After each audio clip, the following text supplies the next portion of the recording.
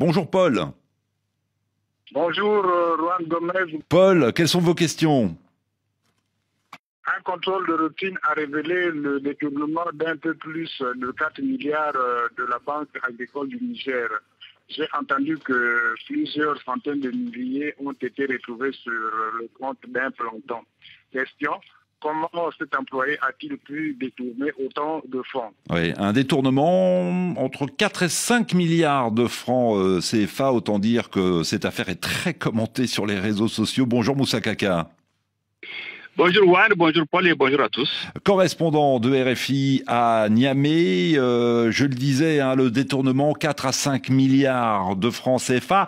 L'enquête est en cours. En tout cas, ce qui est sûr, Moussa Kaka, c'est que plusieurs centaines de milliers de francs CFA ont été retrouvés sur le compte d'un agent de la sécurité de la banque.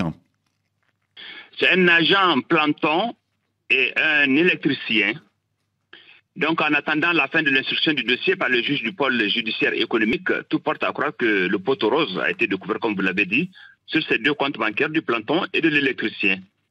Pour le cas du planton, c'est dans la même procédure que pour son second.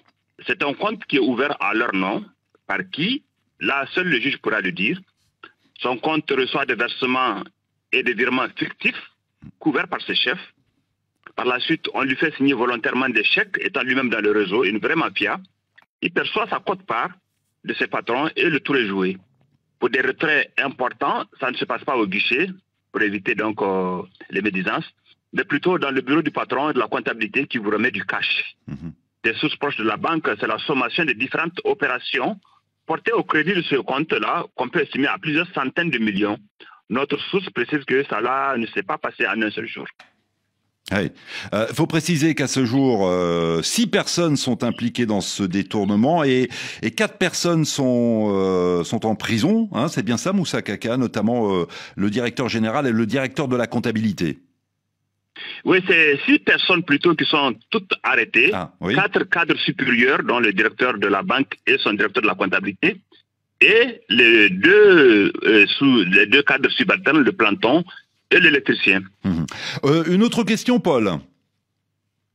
Ce scandale va-t-il mener à la fermeture de cette banque?